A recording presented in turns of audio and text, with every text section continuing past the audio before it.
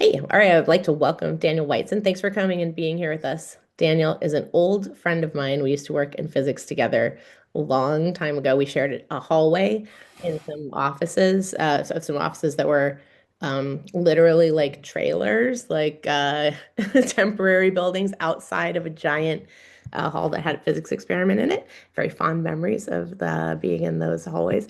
And You since associate me with those smelly trailers? That's right. And good times. And so since then, Daniel, you've been working on so many different things, and so I just wanted to invite you to come and share some of your work, not just in physics and research, which you continue to do, but also in so many other projects since then, books, publishing books, TV show, podcast, all kinds of things. And so some of the questions are we can talk about each of those things, but also how do you do so many things? And so maybe I'll just throw it to you. Do you want to share a little bit about your background and talk over some of the work that you're doing? Yeah, sure. So I put together a few slides to share to describe my journey. Let's see, where's the right one? It looks like this one. And then if I hit, all right. Oops, I think I'm showing the wrong screen.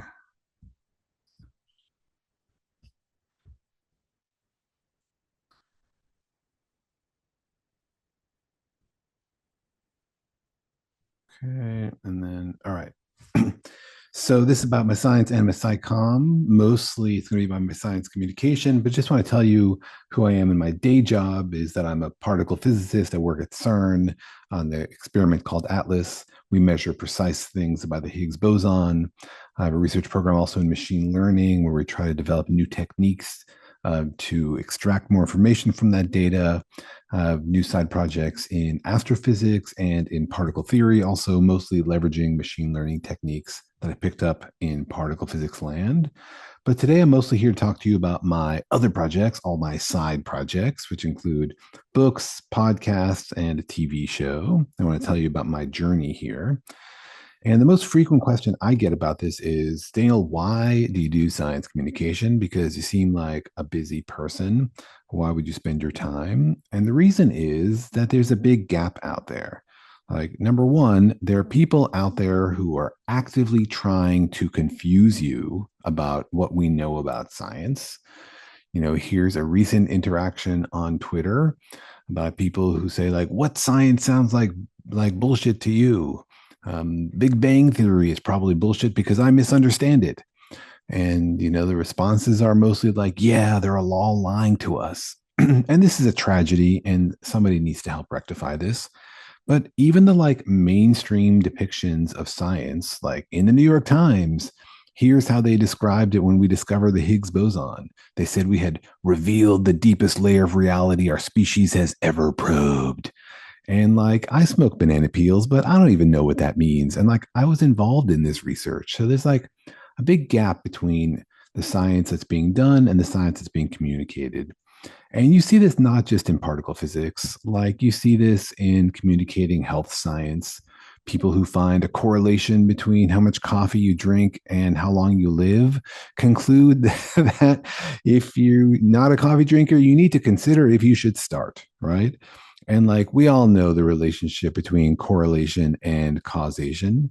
It's complicated and the science deserves to be communicated effectively. Weirdly, some of the best science communication you see out there is like from The Onion, because at least they get the correlation and the causation correct. So, my journey in science communication started about 15 years ago when I was an assistant professor and I wanted to do some science communication. And I wanted to use visuals like cartoons to help communicate like the Higgs boson because it's kind of abstract. But I didn't have the art background to do that myself. So I reached out to a well known comic artist in academia, guy behind PhD Comics. And I said, hey, do you want to collaborate on a video? And so he came down and we talked about the science and he put together a really nice video. And we put it out there just before the Higgs boson was discovered, which was fun because then when the Higgs boson went worldwide, all this stuff got picked up by the news media and it went pretty viral and got millions of views, which is really exciting. And my favorite moment I think about that was when they awarded the Higgs boson Nobel Prize the next year. They didn't give it to us for discovering it, but in the more reading section of the Nobel Prize citation, they did link to our video. So I got cited by the Nobel Commission, which is like not even close to winning a Nobel Prize, but it's not that far from it, maybe. I don't know. Anyway, it was fun. Felt like validation. And then a few years later, Jorge and I wrote a book. It's called We Have No Idea.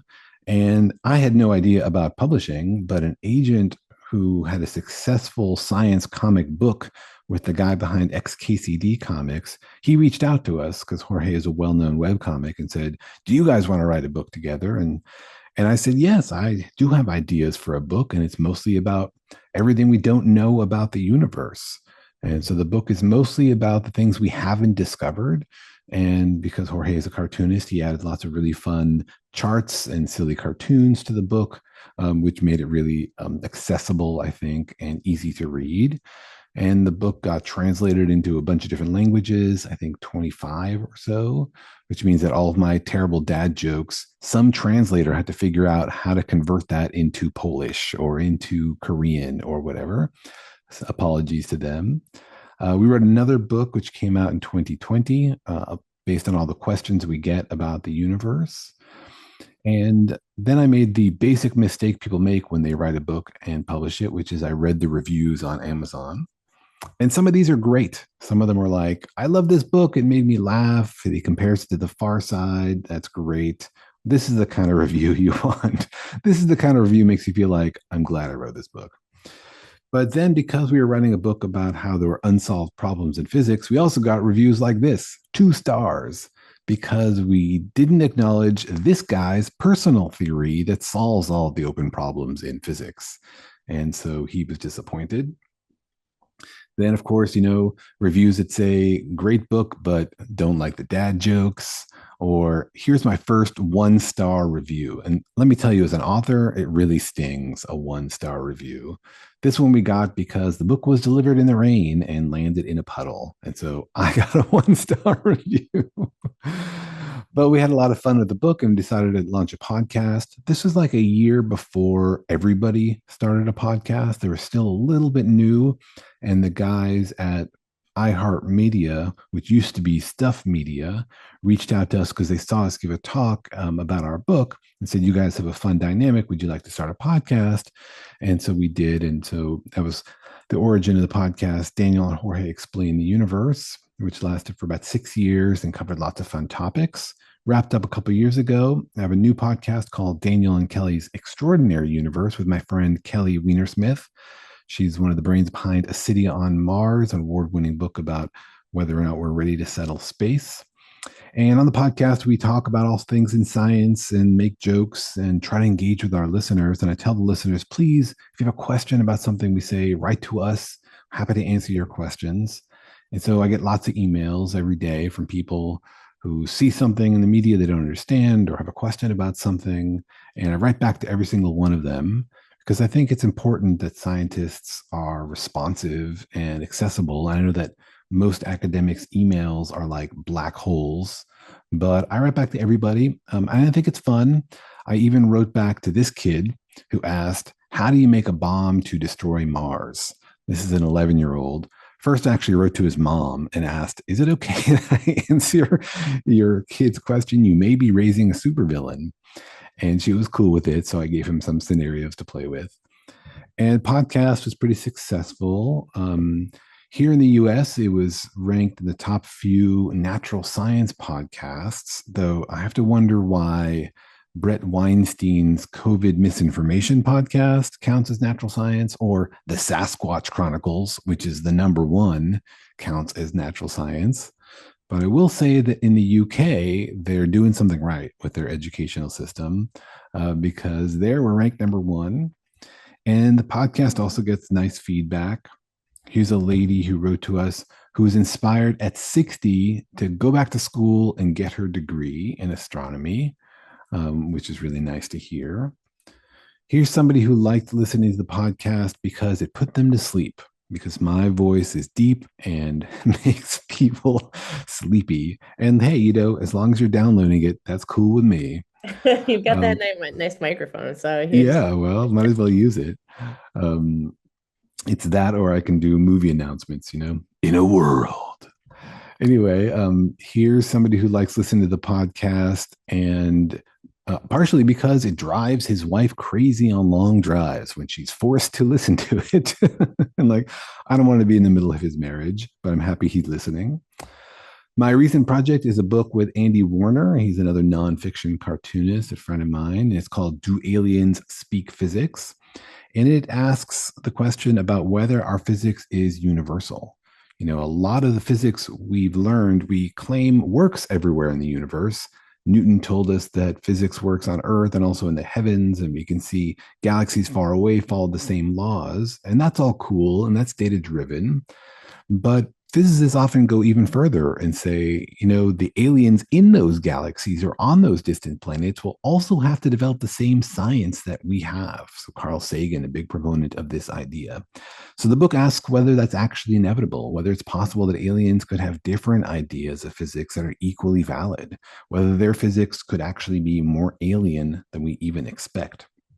So it's a book on the edge of physics and philosophy.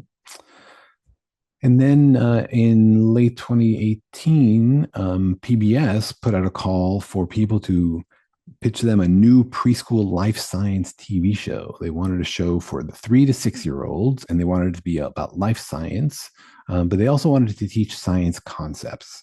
So I did a little bit of research about how 3 to 6 year olds learn science, and I talked to educators, and they told me mostly 3 to 6 year olds don't learn a lot of science.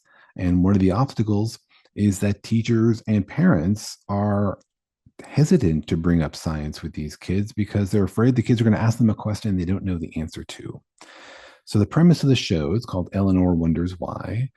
There's a bunch of cute kids who are actually animals, of course, because it's PBS, and they're curious. But when they have a question, they go and ask the adults. The adults don't know the answers. And the adults say, well, here's some ways you might figure it out. And they teach them science practices, which the kids then use to get their own answers. And so the idea is to teach kids to be critical thinkers, to learn basic principles of science, and also secretly to teach the adults who are listening that it's okay to talk to your kids about science if you don't know all the answers. So we pitched this idea to PBS. We expected to never hear back from them. They wrote back to us. They're like, we love it. Make us an episode. And I was like, what? So I typed into Google, how do you make a TV show? And I had to learn a lot about the process. It's crazy and complicated, but fascinating. I met animation partners from all over the world. I got to visit the Jim Henson studio in LA and see the original like Dark Crystal Muppets, which is very cool. I had to learn to write for TV, which involves getting a special piece of software. You can't just write it in Word. You have to use Final Draft. And learned how to go from like an idea to a pitch to an outline to a first draft to a final draft. So we put together an episode. It took about a year or so and cost a few $100,000, which PBS paid for. And then they tested it, which means that we stood behind one-way glass while 4 year olds watched our show and like laughed or didn't or like picked their nose and ignored it. But it went well enough. PBS was like, cool, we want a whole season. And a season of TV shows for PBS means 80 episodes, 80, which was, we were like, what are you talking about? The other thing is that PBS, unlike HBO, when they ask you for 80 episodes, they only pay for 40 of them. And so they expect you to go and fund the project. That's the big job of the producer. So we got a lot of money from the Corporation for Public Broadcasting, which no longer exists, and the Department of Education Ready to Learn program, which no longer exists, to help fund season 1 and season 2. Season 1 came out in 2021, I think it was, or 2022. I don't remember anymore, and did very well. And season 2 just completed production. Probably season 3 will not happen because PBS is under attack and there's no more funding for this kind of thing. But our age demographic is 3 to 6 year olds, and we have 3 years worth of shows. And so that's actually all you need because by the time they're done watching your episodes, they're too old for them. I'm Um, just going to jump in as a parent of children in this age range. I have watched this show a lot, and it is okay. great. And one of the best things about PBS Kids is they have a very good app. And if you are up for your kids watching some TV on an iPad or whatever, it's only these shows, and so it like can run in that PBS Kids app for the rest of time because it's Yeah, exactly. And questions like how do things work or there's an episode about spider webs that I've seen a bunch of yeah, times. Like that doesn't spider webs don't go out of style. Shapes and science doesn't go out of style. You don't and kids like reruns. Like, show me the spider yes, web one. Do you want to see a new one? No, no, I want to see the spider web one. Like, exactly. it's There's a their very catchy evergreen. song I've got stuck in my head. So it's really great. It's really great, and it's too bad that there won't be more of it. But luckily, there's all of it that it does exist. It Yes. exists and will exist. So to wrap up, why do I do science communication? Look, other people are doing science communication and they're lying or they're doing it badly. There are few people out there doing it well, but also it's fun and I've learned a lot. And those are the reasons why I'm doing science communication. All right, and I'll stop blabbering and then we can chat. Please don't stop blabbering. I think it's I have tell what for your podcast. Did you say the number of episodes that you've done in your podcast? Oh boy, we do 100 a year, so we do two a week without break. And I've done 8 years, so 6 years in the first podcast, 2 years in the second one. So yeah, just about 800 episodes of the podcast. But it's a lot of fun. I really look forward to the podcast recordings, Yeah. and I learn a lot. Yeah, yeah, it's a real one of the things that's been a theme throughout speakers in this program this summer so far is about getting through the parts of the work that you're doing where either you're not sure about it, you don't necessarily believe in it, but you kind of Hmm, have to do it anyway. hmm, And that I wonder for that TV show when you talk about working on the first episode for a year, like how did your feeling about like you pitched it and then you thought you had heard nothing, you heard something, how did your feeling about the show change? Like were there points where you were like this is definitely happening and you felt crushed, or parts where you were like feeling low and then something came out of it? Just so much work to put into something for one hmm, pilot that then if those hmm. kids in that room don't like it, I don't know, how do you deal with your feelings about projects like that? It seems hard. I think my number one feeling was imposter syndrome because I felt like, okay, I can write a pitch for a show, I can do the research for it, I can even write an episode, but like, what do I know about casting? Or what do I know about music? But if you're the creator of the show, every decision runs through you. And so when they have to decide, like, do you like this kind of music or that kind of music? It comes to you. And I'm like, I have a background in particle physics. I have no idea what works. I like this, I guess, And so that was really challenging to feel like, I'm one of the creators of the show. I have an opinion about everything. And I guess, people should listen to that because you want the show to reflect something unique and human. And that means putting your personal stamp on it. And that means speaking up about what you like and what you don't like. So, for example, one strong influence I had is that the show has a lot of influence from Calvin and Hobbes, which is one of my favorite cartoons growing up. And it's sort of like watercolor on a white background, and not every screen is totally filled. So it's sort of like partially drawn. And I just sort of like that vibe. And I pushed for that kind of hard, and it influenced the art. And I'm proud of the way that landed. But there were lots of moments when I was like, I am not qualified to make this call. And yet I have to because, that's the role I ended up in. Yeah. Yeah, that's a great advice. I did not even cue that. Imposter syndrome has also come up a lot. Thank you for using it as the first sentence to the answer. I'll send you $20 later. No, like imposter syndrome is really is real. Mhm. And a lot of folks who are in this program are getting started in their careers in college, transitioning careers, just finishing and trying to think about what to work on next. And people are, I think, some people like they know what they're doing and they're doing it, but for a lot of folks, it's overwhelming. And so, when I think about working on scientific research books, podcasts, and a TV show, that also sounds overwhelming. With so many things you could be working on, how do you decide, or what advice do you have for people who are thinking about that overwhelm of like, I could do so many things. There's so many things Mhm. that need attention, so Mhm. many things I could be doing right now. Yeah, it's a great question. I've been very lucky because I have a stable day job. And so I can take risks, and all of these things are essentially side hustles. If they all collapsed or ended in humiliation, or for example, if PBS was like, wow, this stinks, we regret it, and we're canceling it, and we're going to ridicule you at our public meeting, even in that scenario, I'd be like, okay, cool. I'm just going to go back to my day job of physics, and nobody's even going to hear about it. The worlds don't overlap. And so I had very little really at stake. So I'm really impressed with people who take these kind of risks as their central thing, like their main, gig, and everything is riding on it. Those are the brave people. I am not brave in that way. But how do I manage like doing this job, which is full time and most people say is overwhelming, in addition to all these side gigs? The answer is I just lean into the bits that are fun, and the things that are not fun, I don't spend a lot of time on, and I don't do them well.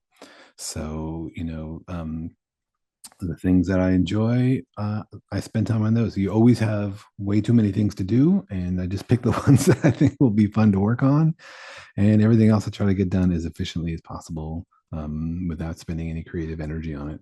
Yeah, yeah, that's good. I think it's hard to do that, but it's valuable to do it.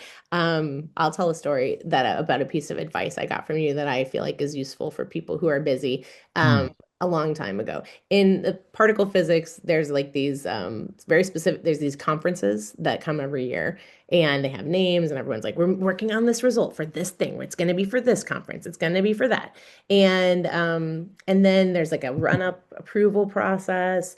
But for any one piece of work, even when it is your main job, not your side hustle, you just kind of never know how it's going to go. Like, is this going to make it into this big conference? Is it going to get pushed? Is it the approval going to be here? Is it going to be there? And I remember there was like a trip, a friend's wedding, something like that. And I was stressing about like, should I go to this thing? What if it's in this approval process for this conference, And your advice, Daniel, was like, go to the thing. Like, like it's your friend's wedding, like go to the thing. It's like an important thing for you. Plan to do the thing, the life thing that you're doing. And like this work stuff, like you just can't know right now. Is your thing going to be up for approval or not up for, is it going to make it into the conference or not make? So many things are between then and now. Like, you wanted this one thing is important to you. Like, just do that thing. Yeah. And then like you're not going to regret doing that thing that's really important to you. And like the other stuff is going to kind of figure itself out. You'll figure it out when you get there a little bit. And I feel like for these different kinds of side projects, maybe when you're pitching the TV show, you're like, do I have time to work on a TV show? I don't know. I feel like it's important to me to try, or it would be fun. I'm gonna put it out there, and then like I don't actually know everything else that's going to happen, and maybe I can decide later. And Yeah. kind of taking perspective on like what do I know, what's important. I'm going to set that, and then like some other things I don't know can move around that, and we'll figure it out when we get there. So Yeah. Well, I totally agree with the advice I gave you 10 years ago or 15 or whatever. So that's good to 20. hear. Yeah. But also, I think there's another aspect to that, which is sort of fake urgency. People can like drop into your email box with things that sound really urgent, but they're not actually, and you just have to decide like, is this important to me, or is this just important to the person who's writing to me? And especially like in these big collaborations in particle physics, there's a lot of fake urgency. Oh no, if we don't get it into this conference, it's going to be a disaster. It's going to get into the next conference. Oh no, what a disaster. It doesn't really matter. So you have to have your own sense for what's important and what's urgent. Yeah, yeah. I want to take some questions from other folks that are here too. So if you have questions, feel free to drop them in the chat. Or people can just, if there's anybody who has a question here, wants to come off of mute, you can. Or just quick type your chat question in the chat, and then I'll open it up for you. While we're waiting for that, I'll just ask you another question, Daniel, about the podcast kind of. Mm, We had Michelle Carre, YouTube person on early in the first week talking about getting over cringe mountain, where she's like, you just have to keep doing the thing until you feel like you start to get better at it. And before the good work, sometimes there's a mountain of cringe you have to overcome. And I wonder, for when you're doing 2 podcasts a week for so many years, there must be times that you're feeling like, oh, I don't have it, or this isn't it this week, or I don't know. And maybe now you're like, I'm in it, so it isn't as hard. But in the beginning, when you're in the beginning of something like that, that you set yourself a cadence that you just have to do it. But you're not feeling like you have it or you're up for it. What do you do? Yeah, well, I've never had that feeling with podcasting. And I think because the podcasts are all conversations with friends, and I guess I just have good friends because we always have good conversations. Yeah. And we benefit from an editor who will take like a conversation that sometimes goes off the rails and make it sound really good after the fact. So that's been quite easy. But I've had that experience with writing. Like you write something and you're excited about it, and then you come back the next day and you're like, wow, this is hot garbage. I'm embarrassed to have written this. I want to delete it everywhere on the cloud, and I want it to never see the light of day. That's hard to overcome because then you got to come back and write it again or improve it or whatever. And that's something that's very difficult because it's always hard to know whether your writing is any good. It's hard to see your own writing with fresh eyes and to know like this is going to take the world by storm, or like people are going to pucker up internally when they read this because they're so embarrassed for you. But one thing I've done there is develop a close circle of friends who are readers who will give me frank feedback, and who I'm willing to be embarrassed in front of. So I'll send it to them and be like, tell me honestly, am I on to something here? Or should I deny having written this? And that's very helpful.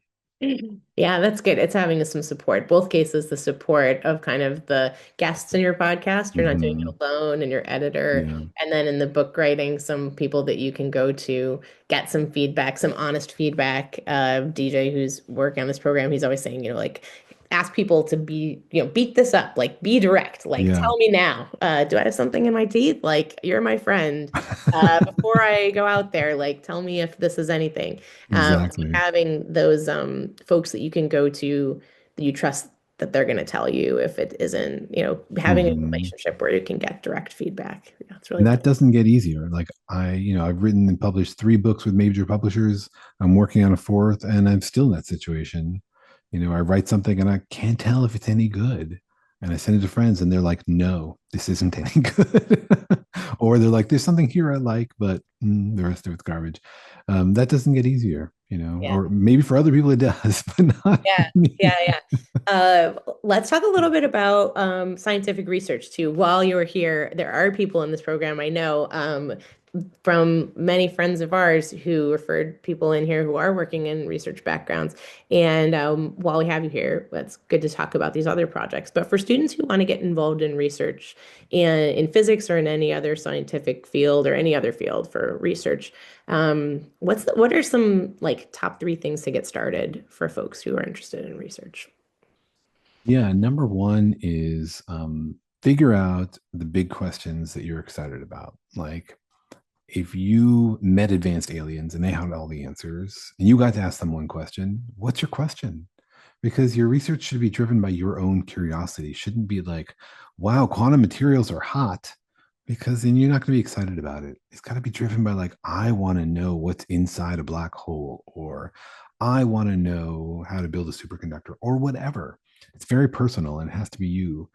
The number two thing is figure out what you actually like to spend your day doing. Because, for me, the question is like, what's the universe made out of? But I don't figure that out day to day. I'm not making any progress on that meaningfully. Most of my days is spent like developing machine learning algorithms to analyze data. And that's also fun for me. So you got to have both things match. You need a field where you're excited about the questions and the day to day craft of it. And it takes a while. So you got to try a few things to figure out where your jam is.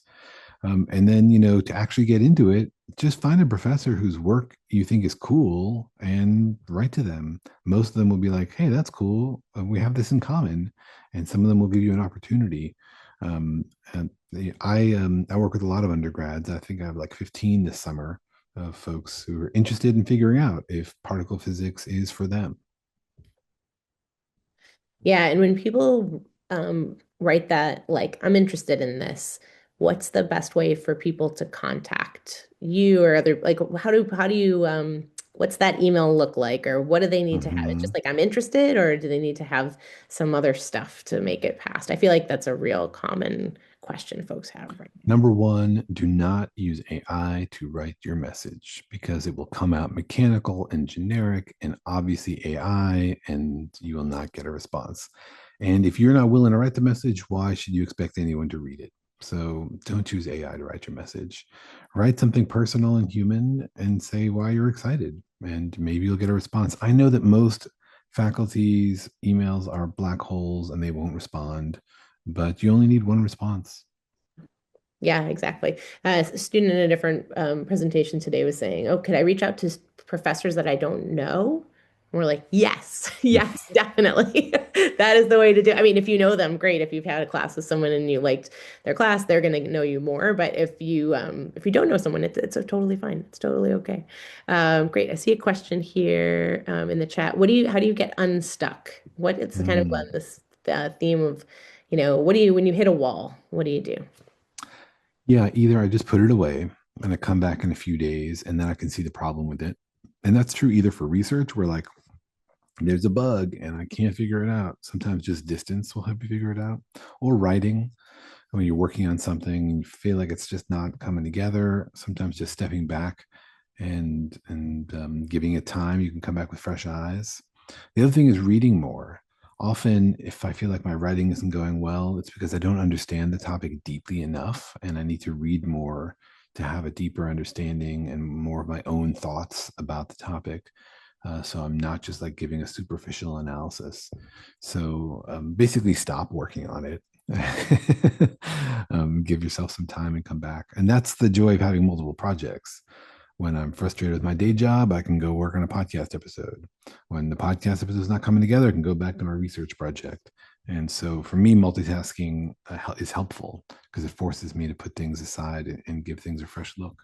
Yeah. Yeah, that's good. That's like when you hit the wall, you actually hit the wall. You know it, and you need to like find some other way to get around it. Yeah, if other folks have questions, let's see who's here. I know Andrea, Liza, you guys must have questions. Probably other folks too.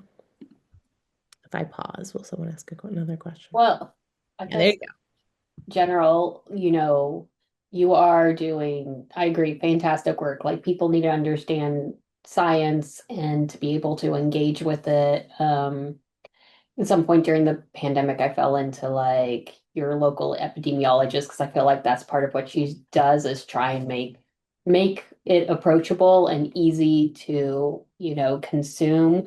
So I was just curious about like I don't know, some of your lessons learned about trying to do that, like, you know, engaging people so Mm-hmm. that, because you're right, there's a lot of people who have misinformation and that's hard. Yeah. So that's my general question. I'm Mm-hmm. just looking for like your lessons Mm-hmm. learned on doing that sort of thing.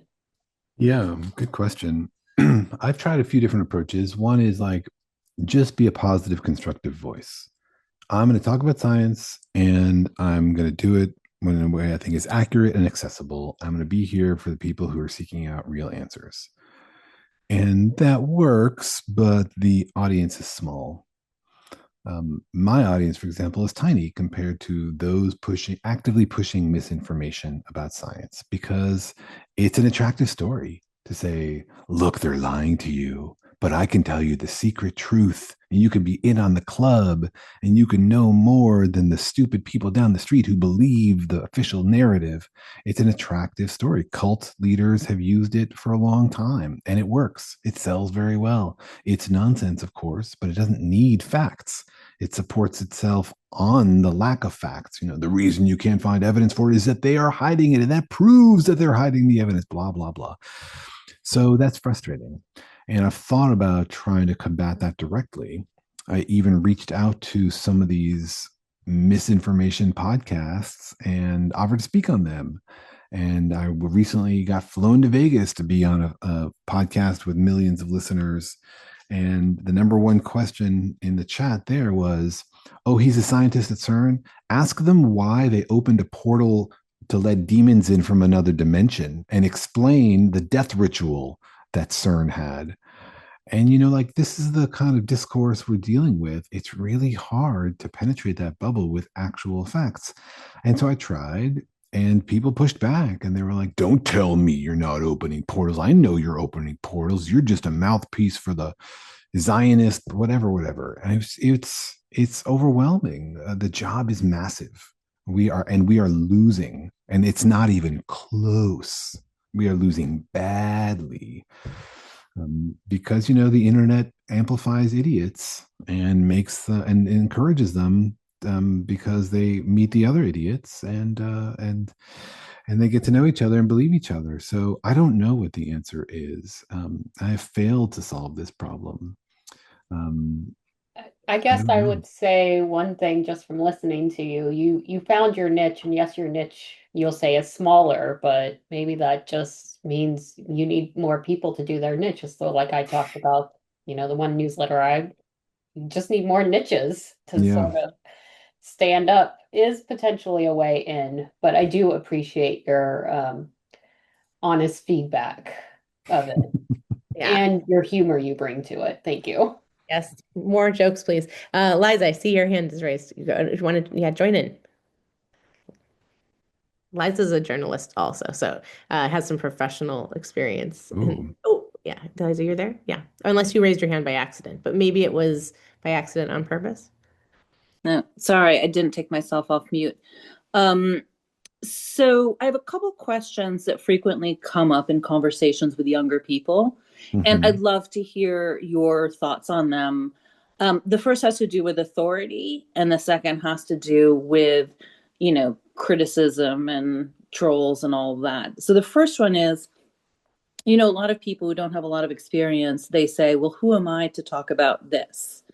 And, I think we have all watched in our lifetimes how the nature of authority has shifted from the broadcast world, right? Where you have a centralized gatekeepers, only a few get a microphone, to a world now where anybody who wants a microphone and wants to build an audience can build them.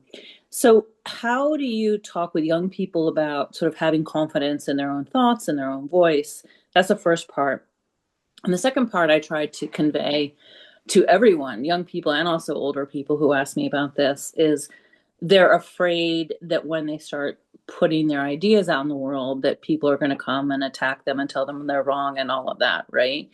Um, and one of the things I try to tell people is like that's literally part of the equation.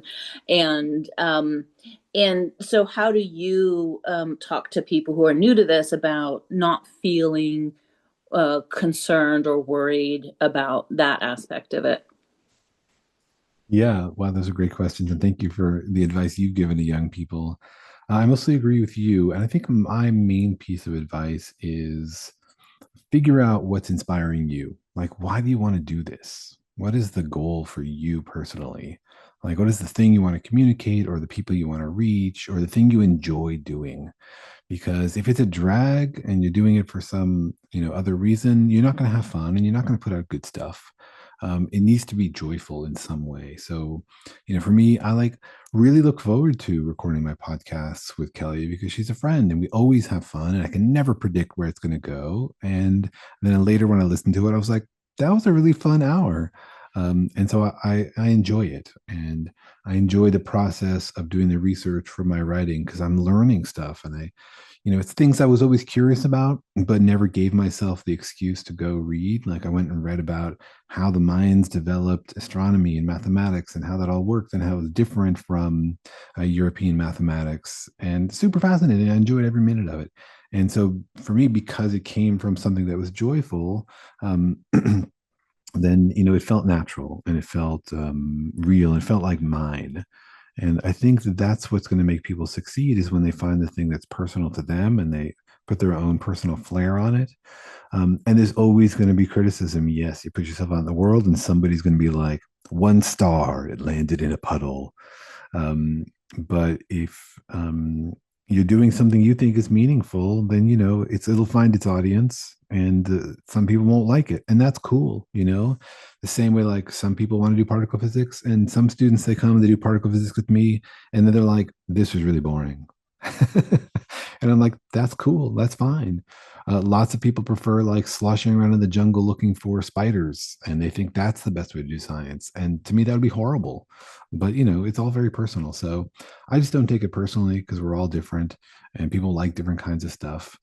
Um, I'm also lucky because I'm a white guy and I get less like random hate on the internet than if I was a person of color or if I was a woman.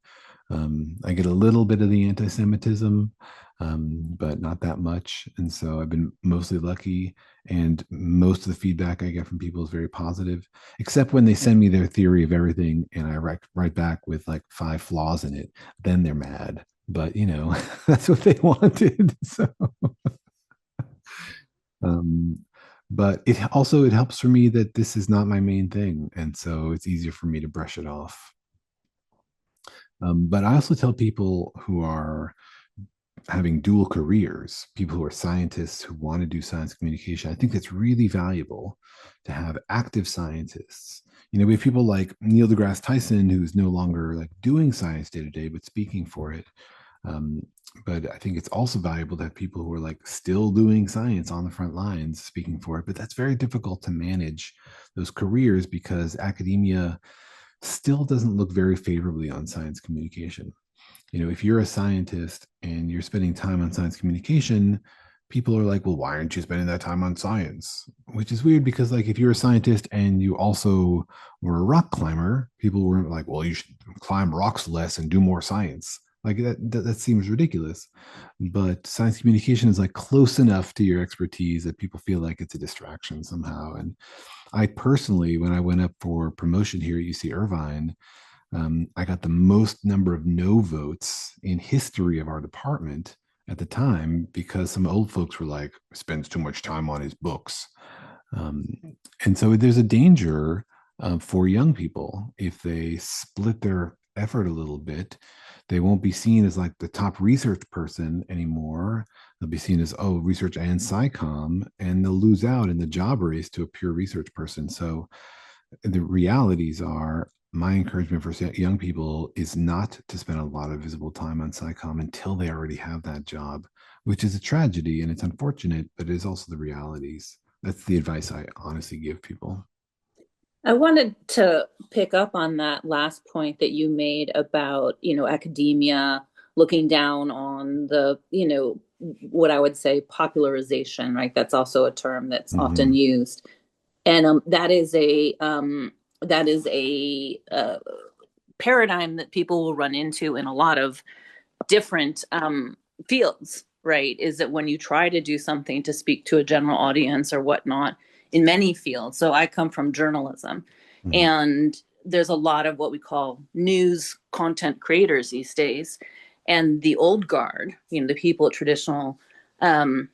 traditional news organizations look down on that. And so I'm just putting that out as like, this is a phenomenon that people might run into.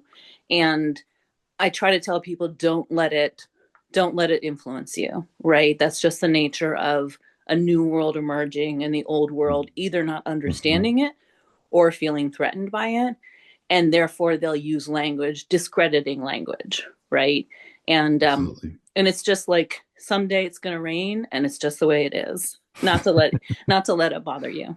Yeah. And the good news is that things are changing. And I think that in a few years, hopefully a few short years, things will be different. And so like the end of that story is that I got a lot of no votes in my promotion, still passed. But then when it went up a few layers at the university, somebody at higher levels of the university noticed this and they added a special comment to my file, which I've never seen done before, where they were like, actually, I totally disagree with these comments. And to indicate our support, we're going to give Daniel an extra mini promotion on top. So the backlash to their, reaction actually ended up benefiting me. And I think they did that to send a message like, hey, this is valuable to the mission, the direct mission of the department, not just like this shouldn't be counted against him, but we value this.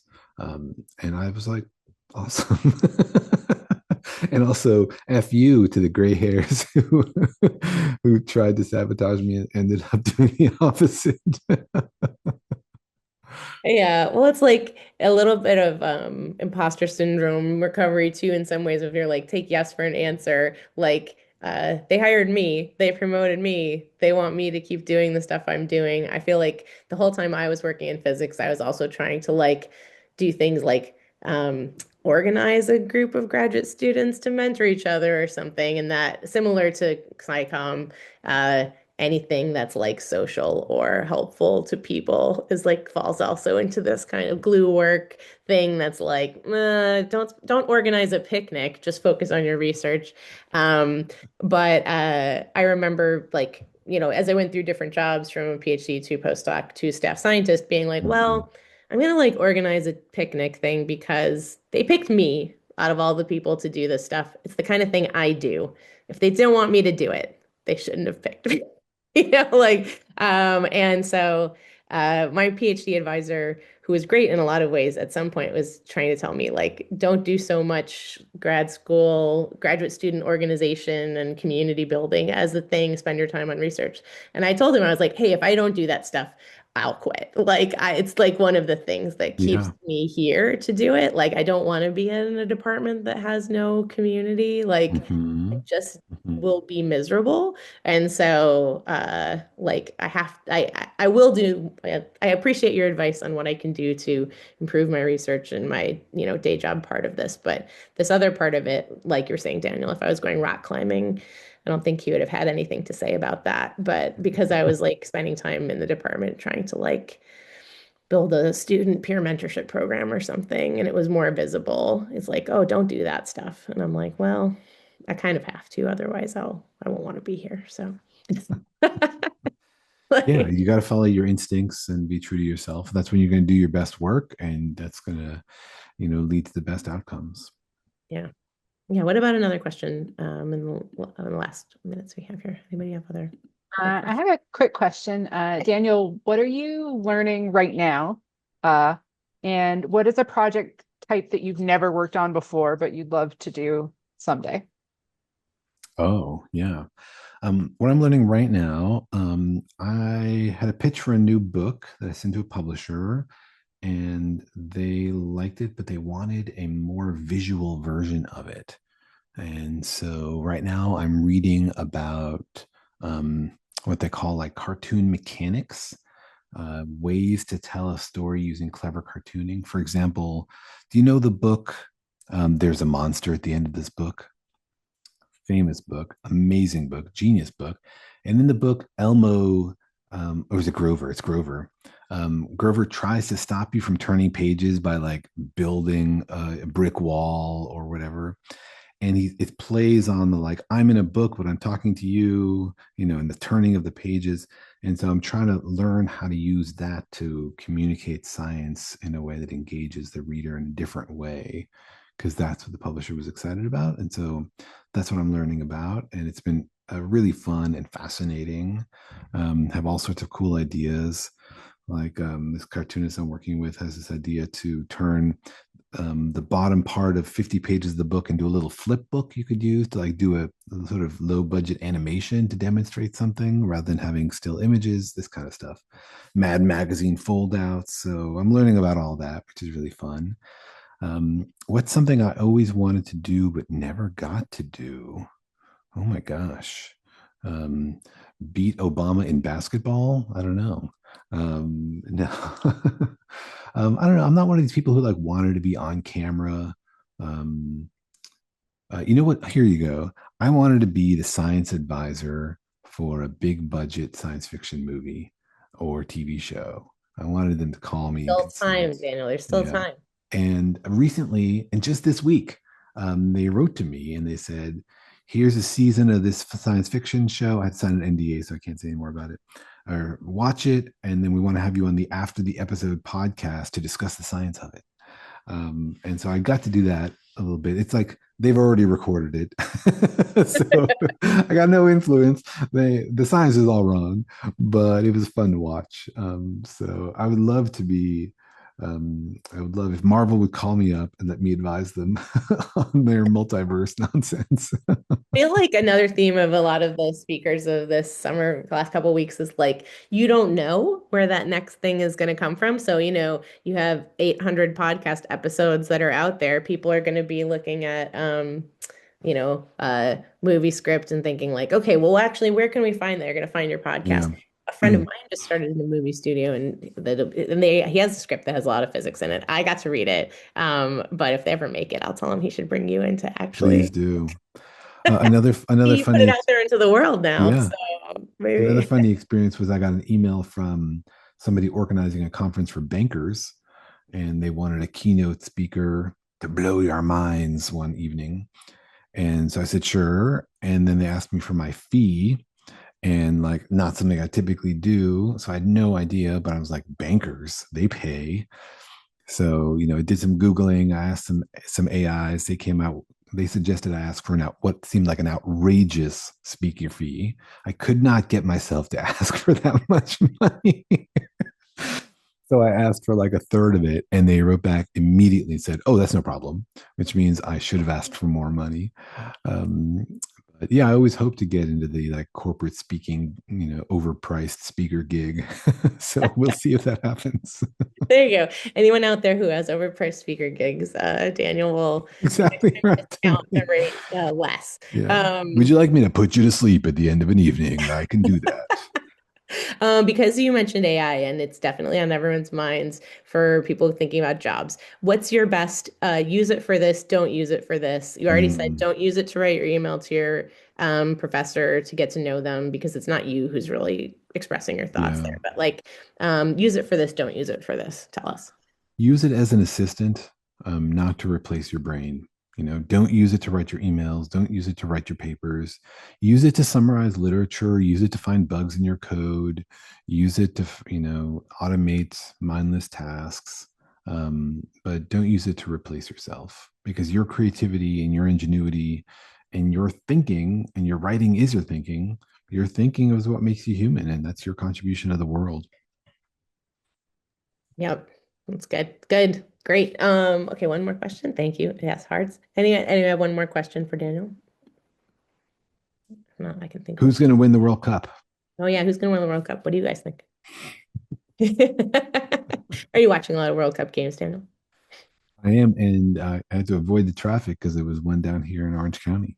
Yeah. So I'm very We're in excited for the Southern World Cup. California. Movie Yeah. producers, take note. Daniel's in Southern California. Be That's right. on the set for your I'm science. local. I'm Yeah, local. exactly. I'm Um, rooting for anybody but France. okay, yeah.